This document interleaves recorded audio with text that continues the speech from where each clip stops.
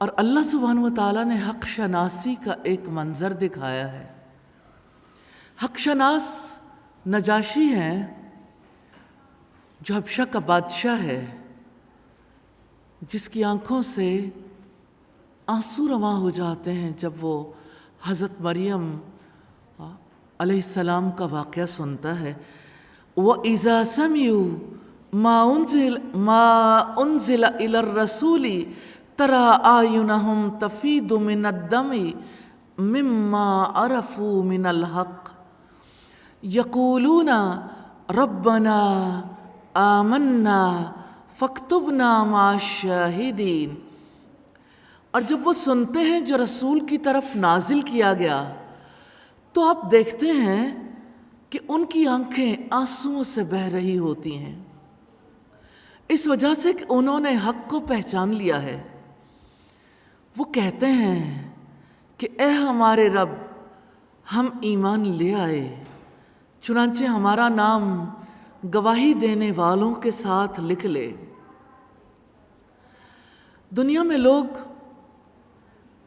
کن کن مقاصد کے تحت اور کس حالت میں آنسو بہاتے ہیں، اور یہاں کیا چیز ہے جس کی وجہ سے آنسو بہہ رہے ہیں؟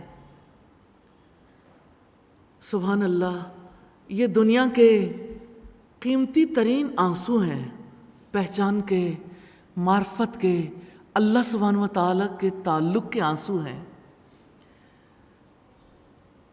نجاشی کو سمجھ آ گئی ہے، اسے پتہ لگ گیا ہے کہ وہ کتنا عظیم ہے، اور یہ عظیم ہستی کا کلام ہے۔ سوچئے کبھی آپ نے بھی اپنے رب کو پہچان کر آنسو بہائے ہیں؟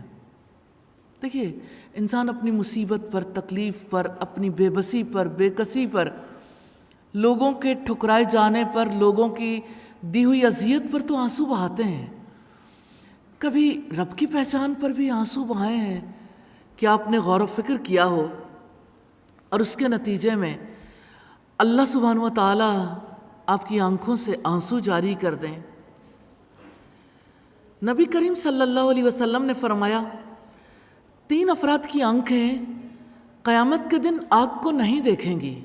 وہ آنکھ جو اللہ تعالیٰ کے ڈر سے رو پڑی، وہ آنکھ جس نے اللہ سبحانہ و تعالیٰ کے راستے میں پہرا دیا، اور وہ آنکھ جس نے اللہ سبحانہ و تعالیٰ کے حرام کردہ امور سے چشم پوشی کی۔